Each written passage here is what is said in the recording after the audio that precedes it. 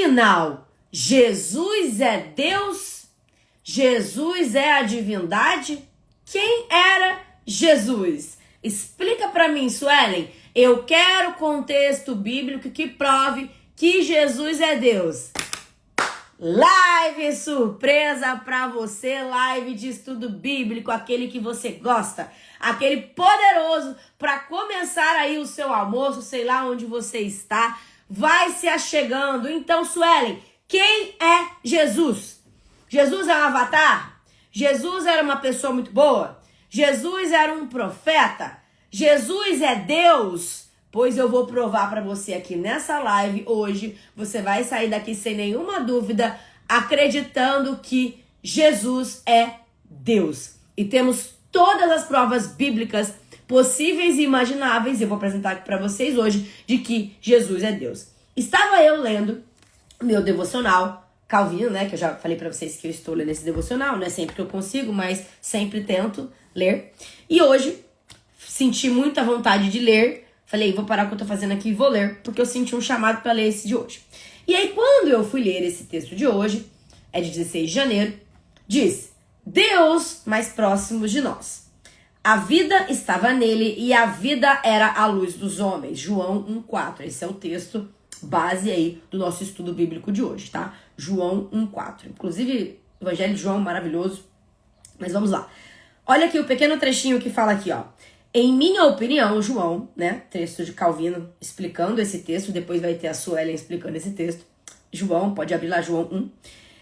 Fala aqui da parte da vida em que os homens se sobressaem a outros animais.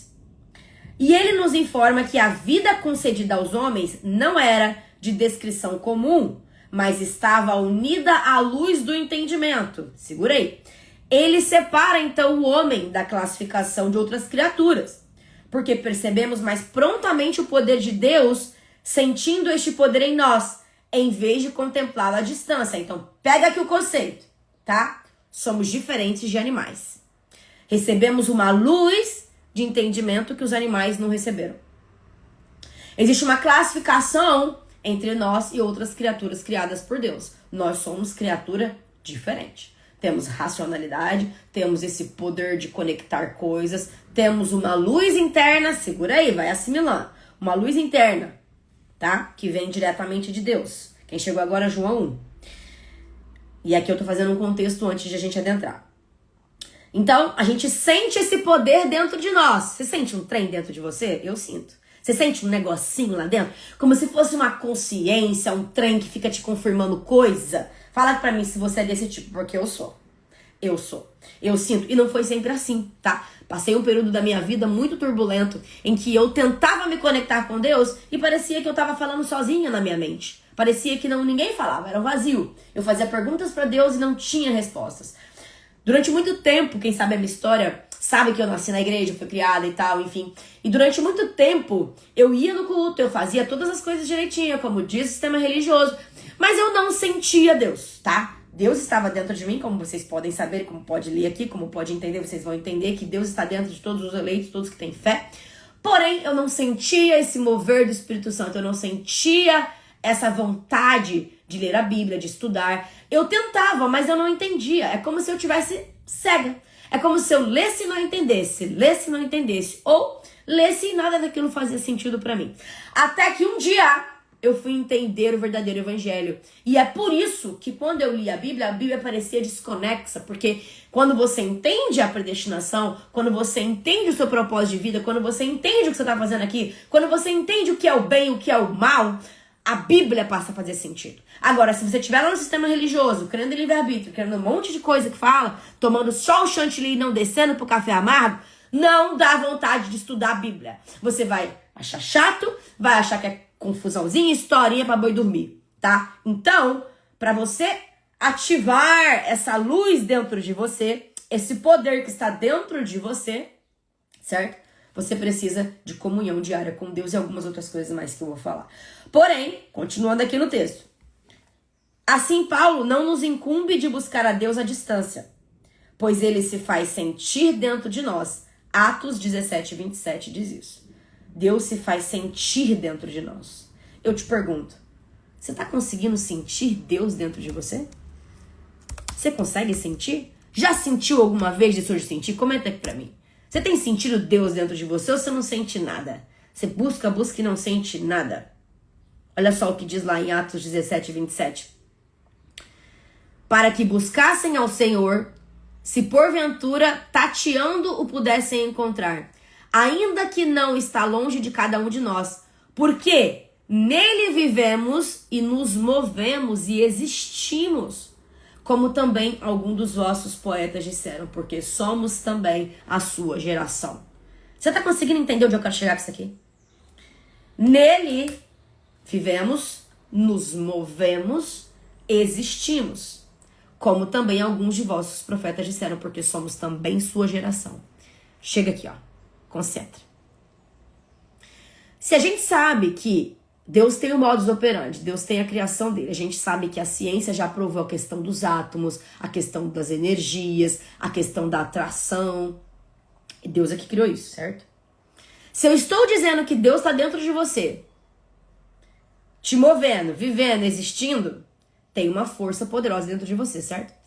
Mas por que você não acessa essa força poderosa?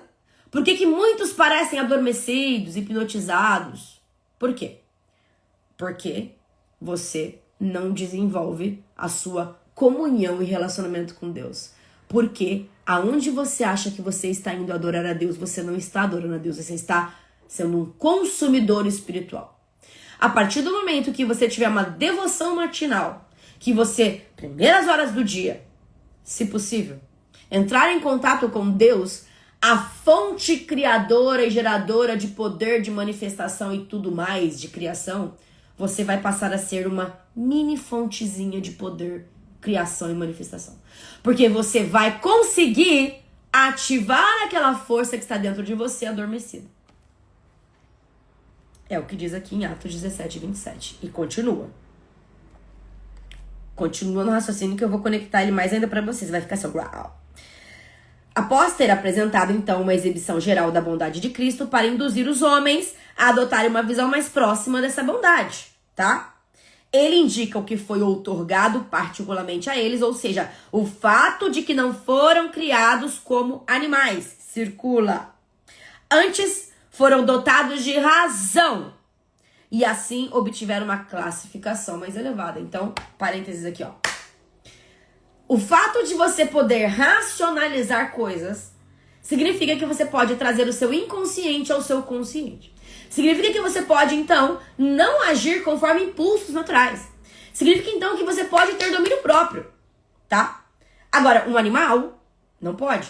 Um animal, ele tem uma intuição, ele faz as coisas sem muita racionalização, ele recebeu um código que ele simplesmente executa todas as coisas do mesmo jeito todos os dias. Ele tem um instinto que foi colocado nele, só que ele não tem poder de criação de coisas. Ele tem poder de imitação. Se fizer uma coisa ali, ele pode imitar, mas ele não tem poder de racionalização. E é aí que tá o ponto-chave da livre agência. É aí que tá o ponto-chave da livre agência. Quer dizer, eu comecei com um tema, já tô em outro, mas segura aí que vocês sabem que é assim que funciona a minha mente. Começa falando quem que é Deus, já estamos aqui falando de outra coisa, mas é isso aí, segura que a gente volta. Vamos ter seu raciocínio juntos, tá? Então, esse poder que Deus nos deu de racionalizar coisas é o poder que você tem quando você ativa de compreender a sua história, não viver numa hipnose ambulante, não mais ser guiado pelo seu temperamento, pelo seu símbolo astrológico, pelo arquétipo que rege a sua vida, não ser mais guiado pela cultura que você está inserido, não ser mais guiado pela doutrinação que você recebeu. Você passa a ser um ser que pensa. Pensa, logo existo. Pensa, racionaliza e executa. Você não é mais ligado à sua natureza carnal, à sua depravação, que te leva para caminhos tortuosos, porque a Bíblia fala muito clara que desde o nascimento somos inclinados para o mal. Então, se você não trabalhar esse aspecto em você, o que vai acontecer? Você vai para o mal. Você vai executar o mal porque você deseja o mal, certo? E qual a diferença entre você e um cachorro? É que você consegue ouvir o que eu tô falando, consegue ler, consegue estudar, consegue racionalizar e então entender um conceito e não mais aplicar. Porém, segura aqui. Dentro disso tudo você poderia falar assim pra mim: tá bom, Suelen, então isso é livre-arbítrio. Não. Por quê? Porque o fato de você saber não significa que você coloque em prática as coisas, certo? Te peguei, né? Porque o tanto de coisa que você sabe e você não faz. Você sabe que açúcar faz mal, mas você tá lá todo dia comendo açúcar. Você sabe que tem que dormir cedo, mas você tá lá dormindo tarde. Você sabe que você precisa escolher bem a pessoa pra sua vida, mas você vai lá e escolhe um bosta pra você casar. Então, por que isso acontece? Porque até que tenhamos consciência, até que possamos ativar essa luz do Espírito Santo dentro de nós, as cagadas na vida vão acontecendo de acordo com a programação que você vai recebendo e pelo ambiente que você foi inserido. Então, o que te diferencia de um cachorro, de um gato, de um elefante, de um tubarão, de uma baleia, é que você tem a capacidade, então, de se conectar com essa luz, buscar conhecimento e racionalizar, então, as suas ações. Quando você faz isso e reconhece que Deus é soberano sobre a sua vida, você consegue, de fato, então, criar uma vida abundante. Porque essa criação vai ser através de uma informação, uma energia que você vai vibrar dentro de você, que vai fazer com que essa força criadora que está dentro de você, que é Deus, e a Bíblia falou isso lá, a gente vai continuar o estudo aqui, vocês vão ver, eu vou provar que não tem conversa fiada não. Aqui é Bíblia. Bíblia e ciência e filosofia, mas é Bíblia. Então, é isso, tá? Então, essa força faz você conquistar coisas, porque Deus é o dono de toda a prata, todo o ouro e tudo. Se isso não fosse importante para Deus, a Nova Jerusalém, que vai descer do céu, não seria uma cidade cheia de coisa rica, cara e blá blá blá. Aí você tá aí crente, ai, tô com medo de dinheiro, tem que ficar pobre, porque tem que ser simples, tem que ser humilde, porque Jesus, vocês não sabem de nada. Tá reproduzindo coisa que houve lá no templo e vivendo aí, ó. Dá o dinheiro tudo no templo e fica aí, ó. Os pastores tudo enriquecidos, andando com carrão, morando nos Estados Unidos, e você aí, ó, com medo de ter dinheiro, de ter prosperidade, porque só de pensar nisso já dá, ai, tô pecando, tô desejando coisas terrenas. Vamos lá, uma coisa, outra coisa, outra coisa, outra coisa. Não misture os conceitos, tá? Deus prometeu muita abundância para o seu povo. Veja qual foi a promessa para Abraão. Te farei uma grande nação, né, com tudo. Naquela época era diferente, hoje a gente quer um iPhone, a gente quer coisas assim. Naquela época era gado, terras e blá blá blá, e comida e alimento. Hoje a gente quer casa grande, apartamento na praia, mansão. As motivações mudam, mas e aí? E aí? Quer dizer que a gente é mais terreno por causa disso? Não, quer dizer que a gente tá vivendo uma vida aqui. É uma experiência terrena. Então, continuando. Como não é em vão que Deus confere a sua luz à mente dos homens? Deus confere a luz. Então vamos lá, ó, presta atenção. Todo conhecimento que está se adquirindo, independente de onde ele está vindo, ele é um conhecimento divino. Porque quem dá a luz do conhecimento é Deus. Qual foi a negociação no Éden? A árvore do bem e do mal. Você vai conhecer o bem e o mal. Estamos aqui nesse mundo conhecendo o bem e o mal. Então, a negociação é o conhecimento. Quem é que está dando conhecimento? É Deus. Então, você está entendendo mais um conceito aqui. Que você precisa conhecer a sua sombra para que você, então, corrija os problemas da sua vida. Através da experiência do conhecimento do bem e do mal, é que você chega numa transcendência mental e você consegue ser um ser humano numa experiência terrena inabalável psicologicamente falando. Agora, sabe por que você está em sofrimento? Porque você ignora, oprime e omite as suas sombras. Você não tem coragem de olhar para dentro de ti e reconhecer essa sujeira que você tem aí dentro. Você fica fingindo ser uma pessoa boazinha. Você fica fingindo ser alguém legal. Só que você tá com vontade de matar meio mundo. Mas fica fingindo.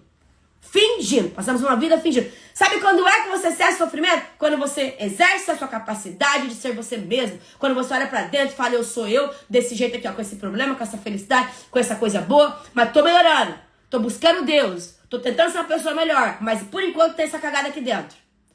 Quando começa assim, tá começando a ficar gostosinho. Então, confere a sua luz à mente dos homens. Segue que o propósito pelo qual foram criados foi para que possam reconhecer, então, aquele que é o autor de tão excelente bênção. Sabe por que você está aqui nesse mundo? Porque você foi feito para adorar. Você foi feito para reconhecer que existe um Deus que criou tudo. Ai, Sueli, mas que Deus é egocêntrico. Deus é Deus. Ele merece adoração. Ele criou tudo, ele podia não ter criado nada. Você nem existir, nem eu, nem nada. Então, só de você existir, você já tem que agradecer a Deus e adorar sim. Ai, mas Deus quer esse tempo de adoração, mas por que tanta adoração? Porque Deus é Deus. O dia que você for Deus, você vai entender. E você não é, então esquece. Se limite aí a sua mentalidade de criatura. Não questiona Deus. Não questiona seus propósitos. Mas essa experiência aqui é para adorar. Você foi feito e criado para adorar.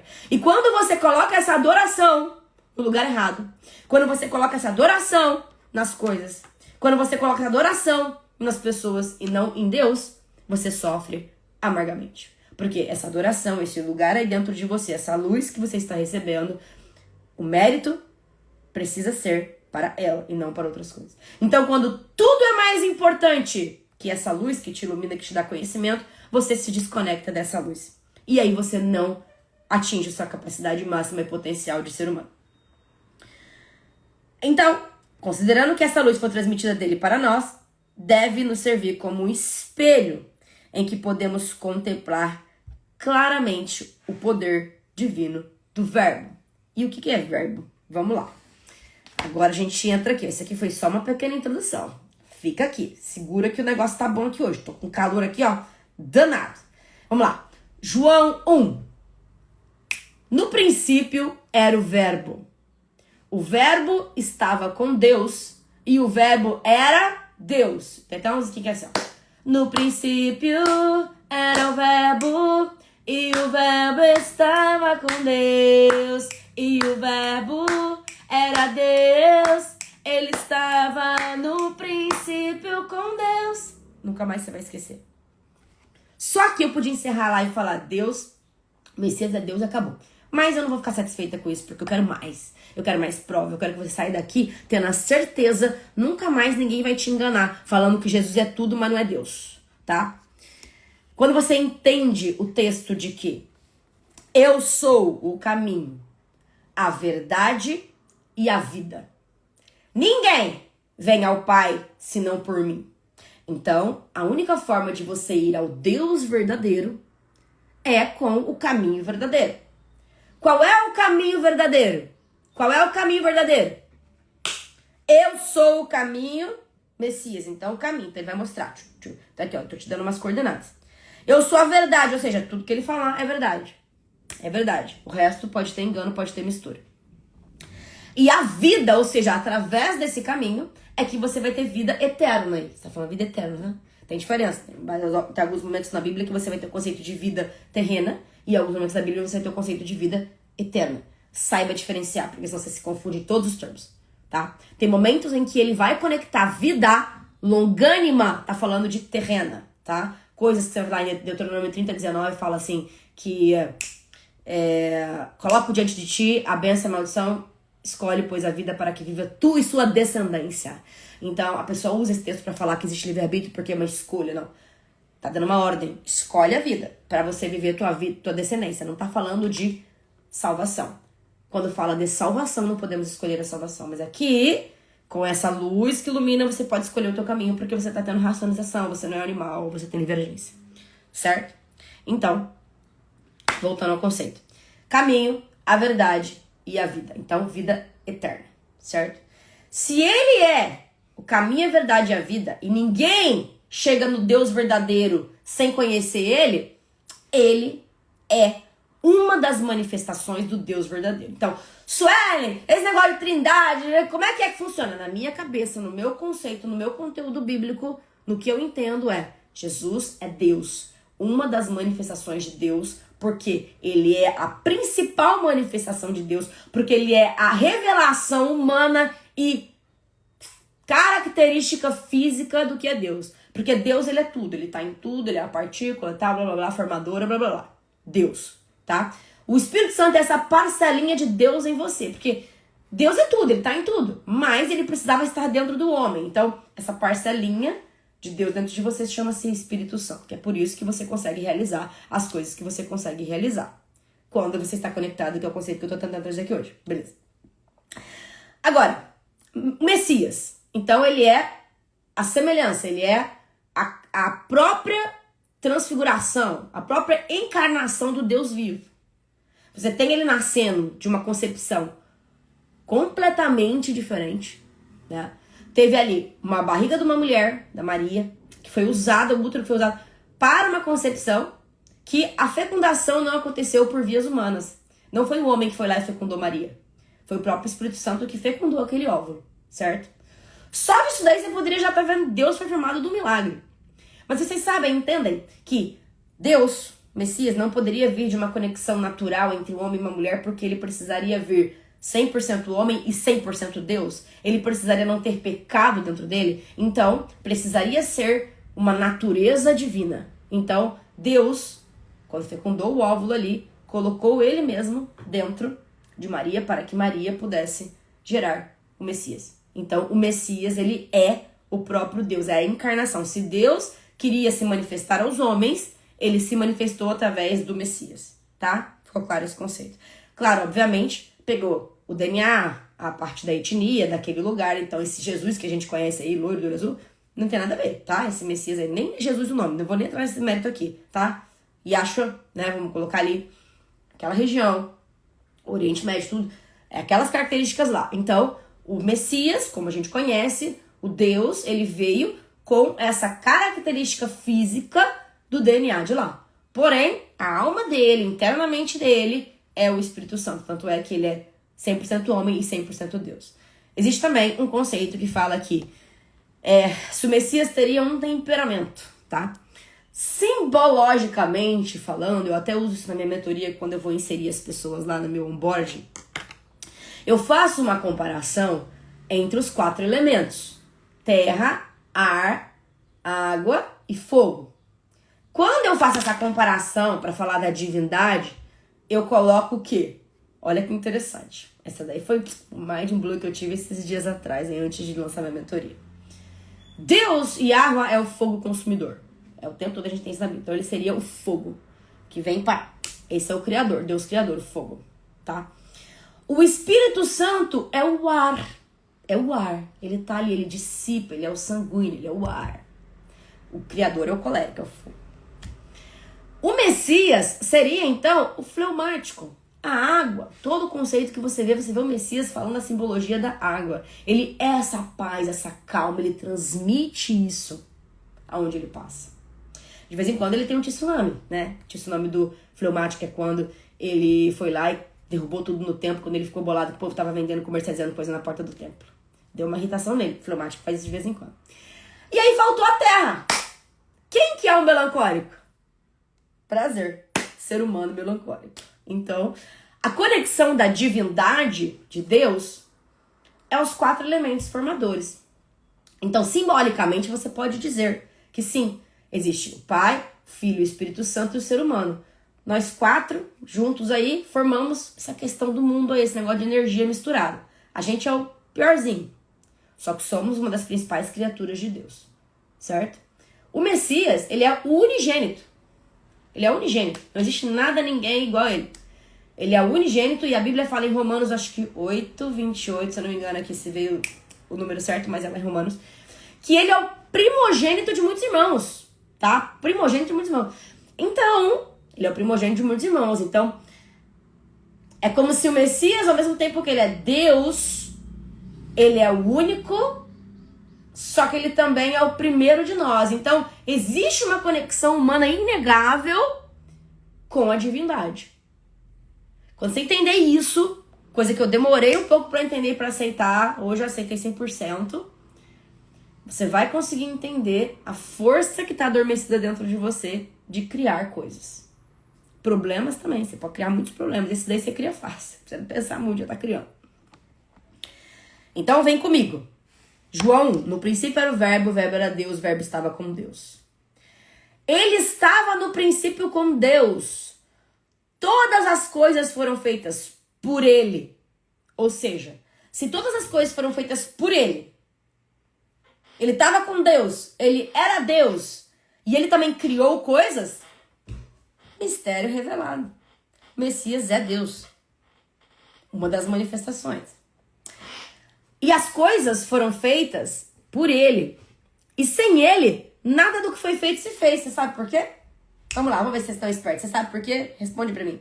Por que que vocês acham que sem o Messias, nada do que foi feito se fez? Vamos lá, um segundinho, porque eu não aguento, eu vou falar a resposta, eu não aguento esperar. Porque A Bíblia diz que o Cordeiro foi morto desde a fundação do mundo. Acompanha o raciocínio. Quando o homem caiu, precisava de um plano, certo? Deus não esperou o homem cair para decidir o que ele ia fazer com o humano. Então agora que caiu, vou ter que trazer um salvador e tal. Deus não está esperando a história acontecer de forma cronológica para ir tomando decisões. Tira o nome do livro da vida, risca, pecou, volta. Quando ele deu o start, o jogo começou, aperta o start. Quando ele deu o start no mundo, que ele falou, haja luz, já estava tudo finalizado. E esse haja luz é o Messias. O Messias é a luz. Ele é a própria luz.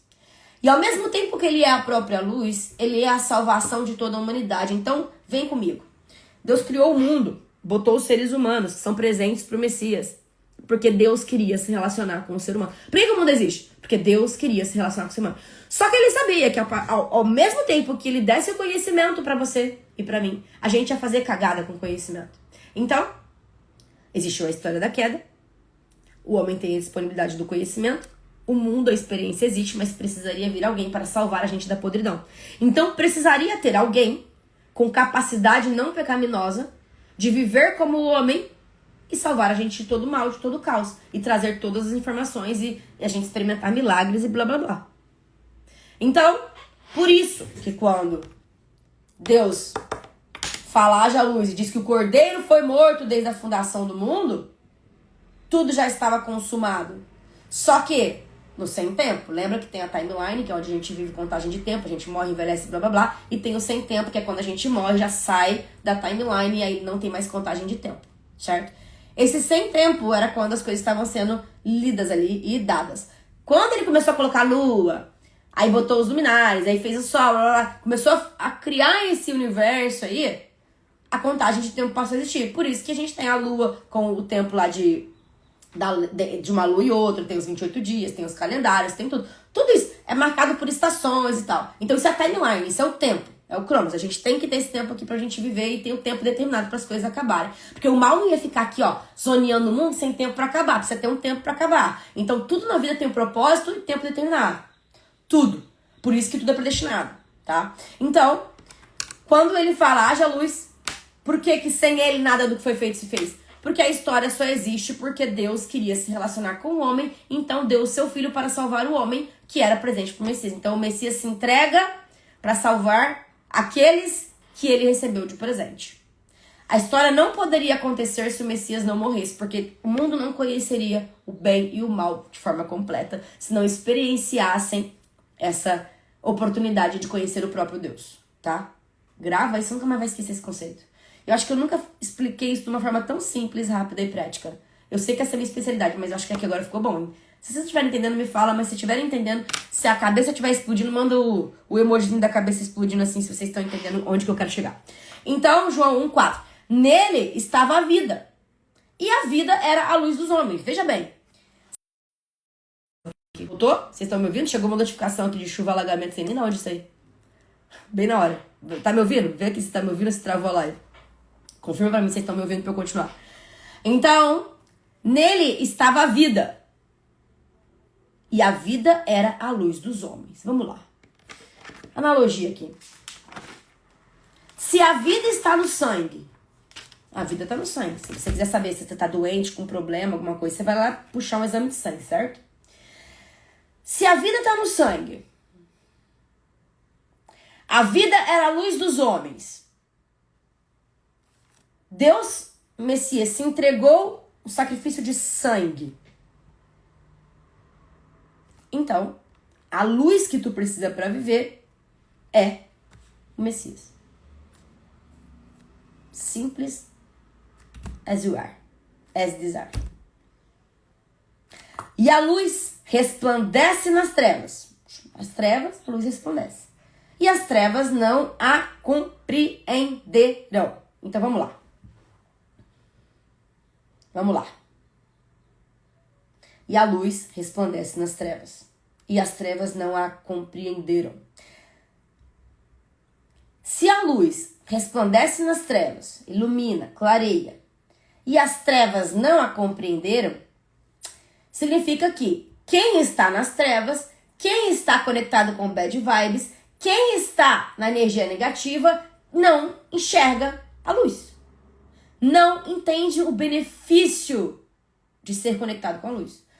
Ou seja, para que você se ilumine, para que você compreenda, para que você transcenda a vida material, você precisa, então, se conectar com a luz.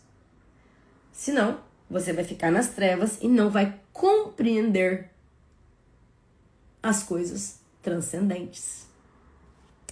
Sacou? Então, nas primeiras horas do dia, se tu não se conectar com a luz, tu fica nas trevas o dia inteiro. Sua vida é um lixo. Toda hora você fica chateado, fica em depressão, fica mal, fica com ansiedade, blá blá blá, só pensa em um monte de porcaria, o trabalho não dá certo, o outro bate no teu carro, você fica doente, com dor de barriga, com dor de cabeça. Por quê? Porque se tu não se conecta com a luz, as trevas tomam conta. E elas estão por todo lugar. Houve um homem enviado de Deus, cujo nome era João. Este veio para o testemunho, para que testificasse da luz, para que todos crescem por ele.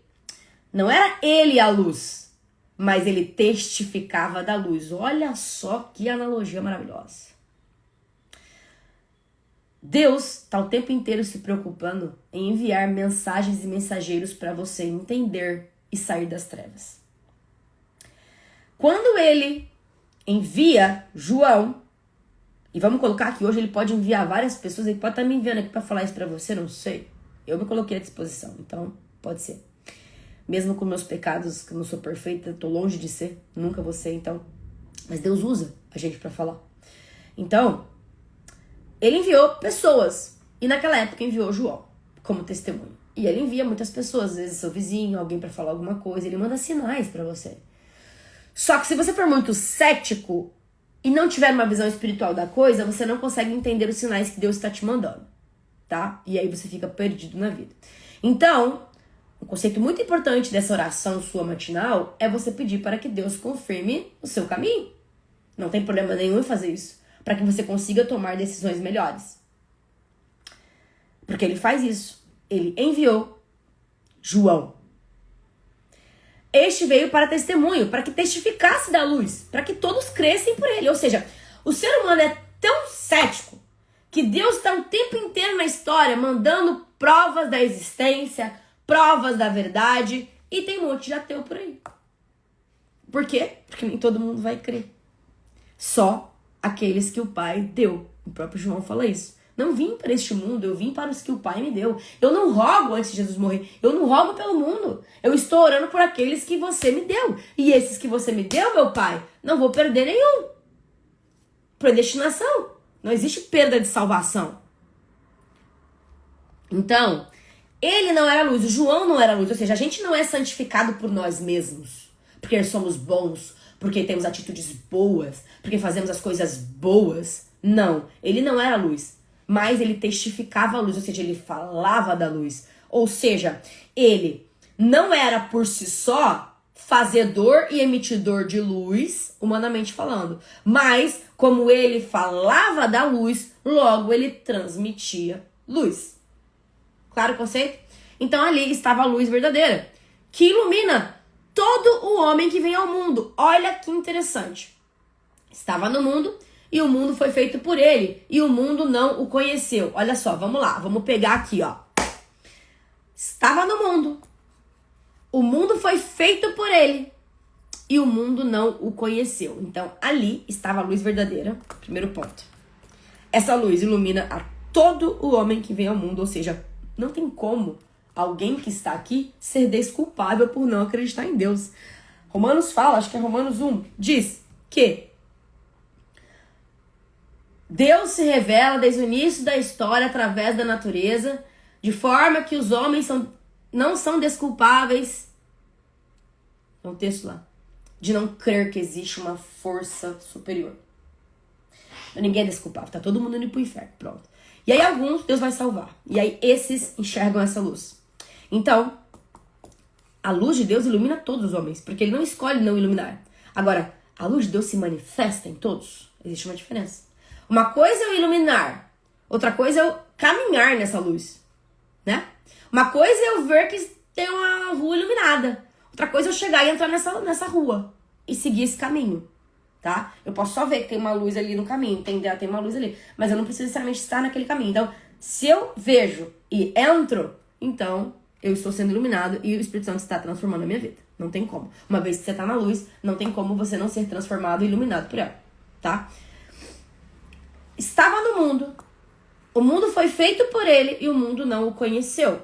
Então, quando o Messias veio ao mundo, o mundo foi feito por ele, a gente já viu no início do texto, e o mundo não o conheceu. Veio para o que era seu e os seus não receberam. Aqui é um parênteses, né, que ele está falando da parte do endurecimento de Israel, né? Até que se complete a plenitude dos gentios, parte de Israel foi endurecida pelo próprio Deus para não crer. Então, os fariseus que aguardavam o Messias, que não creram nele, até isso é determinado por Deus, que parte de Israel seria endurecida para que não cresce. Só que essa parte que foi endurecida, antes de finalizar as coisas, antes de chegar à plenitude dos gentios, irão reconhecer o Messias como Deus. Isso vai acontecer. É profecia bíblica. Então, mas a todos os quantos o receberam, deu-lhes o poder de serem feitos filhos de Deus aos que creem no seu nome. Os quais não nasceram do sangue, nem da vontade da carne, nem da vontade do homem, mas de Deus. Não dou conta não. Deixa eu até tomar uma água com sal aqui. Só esse texto aqui já tá mostrando que você não tem livre-arbítrio. Não tem livre-arbítrio. Podia acabar, cancelar a Bíblia inteira. Lê só essa frase. Os quais não nasceram do sangue, nem da vontade da carne, nem da vontade do homem, mas de Deus. Ou seja, as pessoas que são iluminadas por Deus, essa alusão aqui que tá fazendo, mostra que, claro, que Deus executa todas as coisas que Ele quer em todo mundo. Então, você não precisa ter o sangue israelita para ser eleito. Você não precisa ter a vontade na carne para ser eleito. E nem a vontade do homem. Porque é Deus que garante a sua eleição. Então, não é como eles creram naquela época que só quem era de israelita era salvo. Porque não era só herança de sangue. Por isso das questões da circuncisão e os outros rituais não fazem sentido na graça.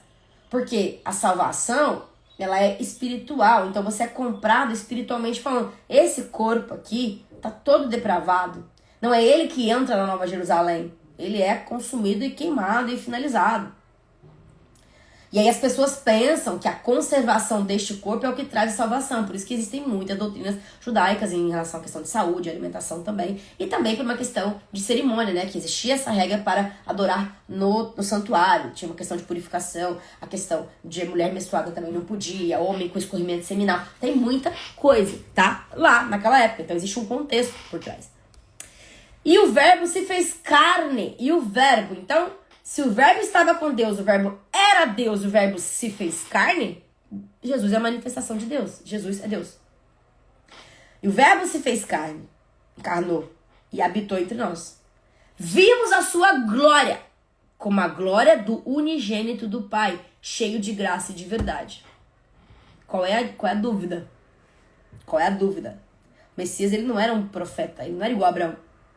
As pessoas colocam, às vezes, Messias na mesma linha que Abraão. O Abraão era maravilhoso e tal, foi o pai da fé, foi, né, começou tudo o evangelho. Mas peraí, o unigênito, ele é único, não existe nada como ele.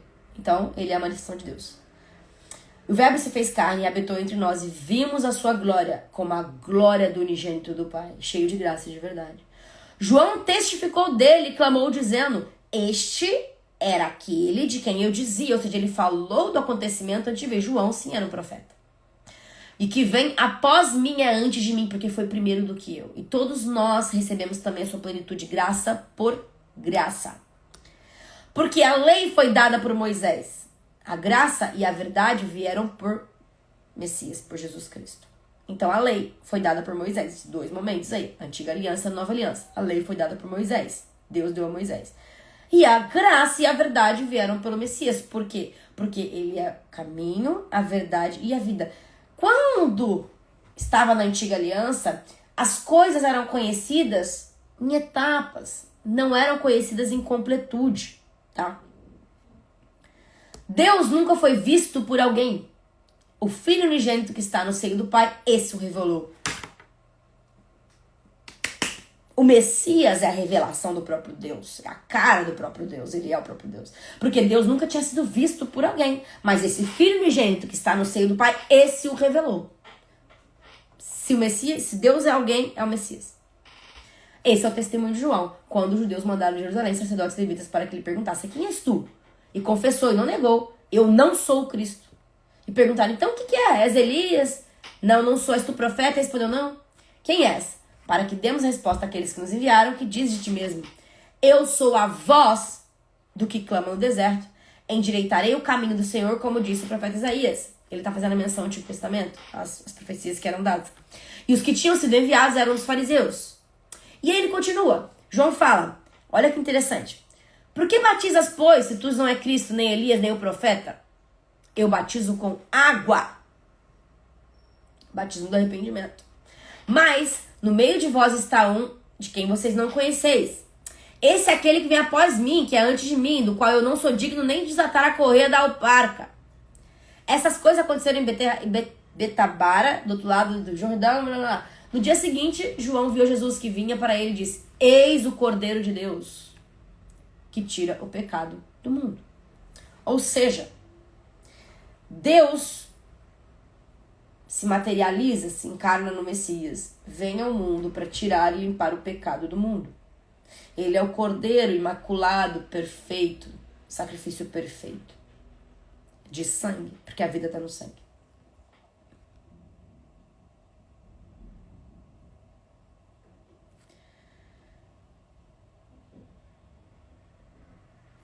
Eu não o conhecia, João 1,33. Eu não o conhecia, mas o que me mandou batizar com água, esse me disse: sobre aquele que vires descer o Espírito, sobre ele repousar, esse é o que batiza com o Espírito Santo. Aqui, ó, parênteses aqui. Olha que interessante. A gente tem relatos, ou melhor, não tem relatos da vida do Messias, né, na Bíblia. A gente tem da vida inteira, né? Porque a gente sabe que ele começou ali o evangelho, ali, vamos botar a datação mais ou menos de 30 anos, aí foi 30 até 33 quando ele morreu. Então, 30 anos, tá? Ele começou. Antes disso, o único relato que a gente vai ter bíblico ali, no livro Bíblia, né, no canon bíblico, é quando ele estava lá no templo falando sobre coisas do alto, assim, mais ou menos 12 ou 14 anos, algo assim. Imagina uma criança desse falando de coisas transcendentes, então era uma coisa diferente. Porém, para que ele iniciasse o ministério dele, recebesse, digamos, os dons para fazer os milagres e blá blá blá, e passasse então a ativar essa natureza divina dele, que até então ele estava lá vivendo, se desenvolvendo, como uma criança, porque ele era 100% homem e 100% Deus.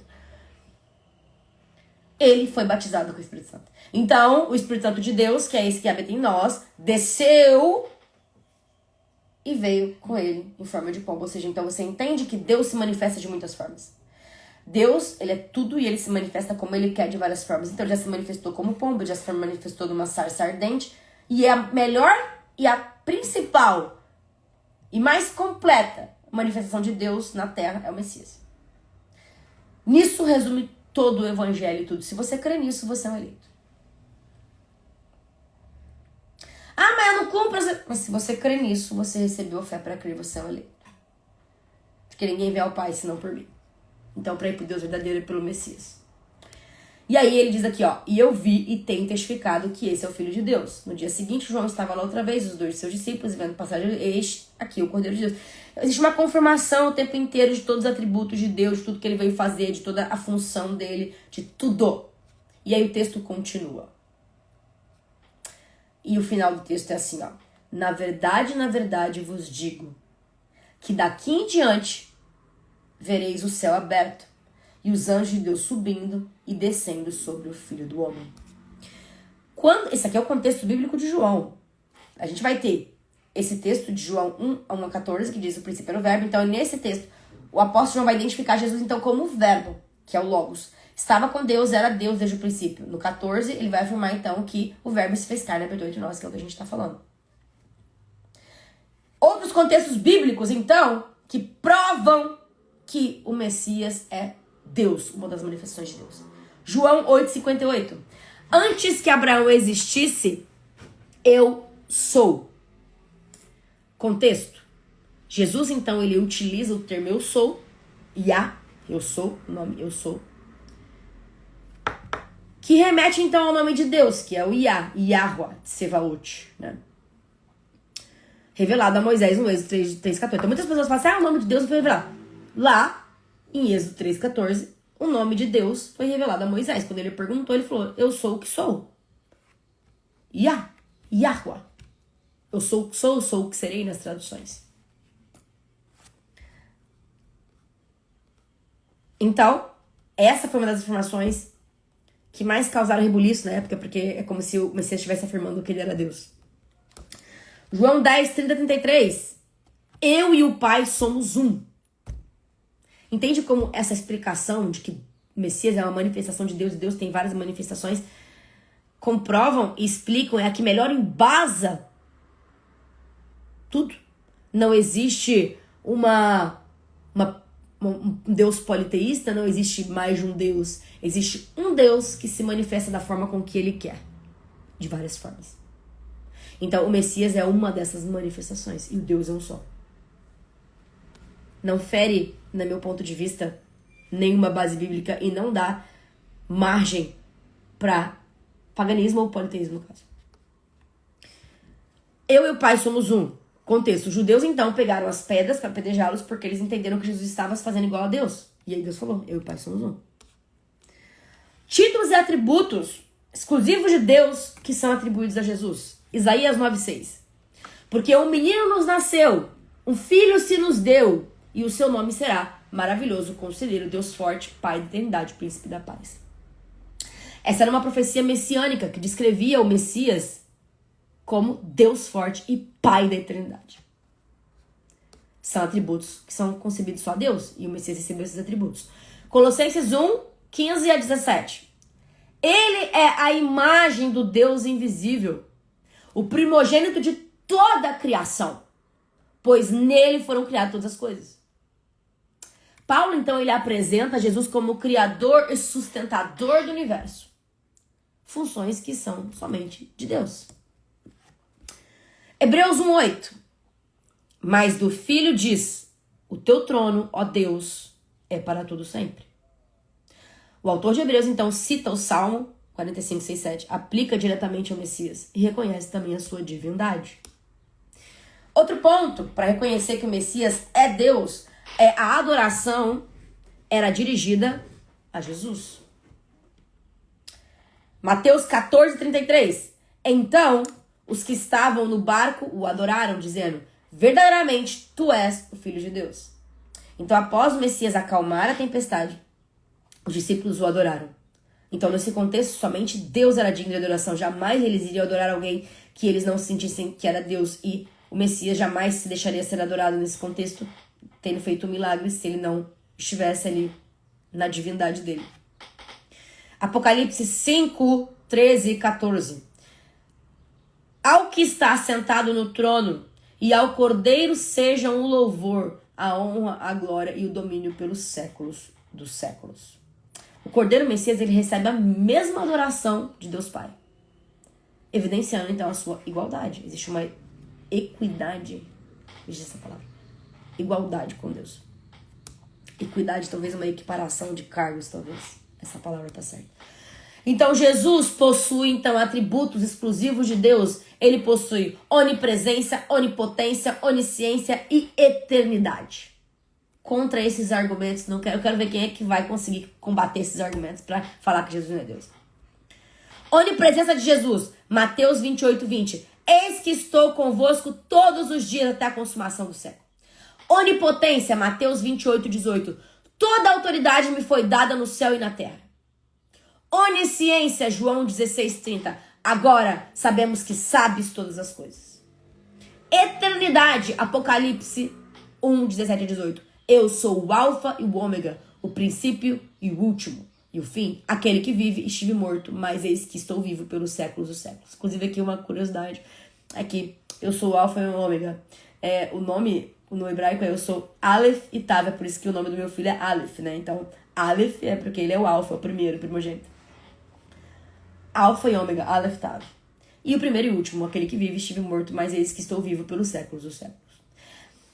Ponto 5 diz ser Deus. Identificação com Deus no Antigo Testamento. Então ele se identifica no Antigo também. Porque depois a gente fala assim, mas no Novo, eu quero ver no Antigo. Então no Antigo tem também. Êxodo 3:14 e João 8:58. Deus revela o seu nome a Moisés. Como eu falei, eu sou o que eu sou. Yahweh, Yud-He, Vav-He. Jesus usa o nome, mesmo título, em João 8:58. Então assim como é revelado lá em Êxodo, é repetido em João, confirmando. Salmo 110:1 e Mateus 22:44. Existe também essa comparação. O Salmo 110 fala do Senhor, Yahweh Tsevaot, Yud-He, Vav-He, YHWH. Dizendo ao meu Senhor para se sentar à sua direita. E Jesus também aplica essa passagem a si mesmo, indicando a posição divina.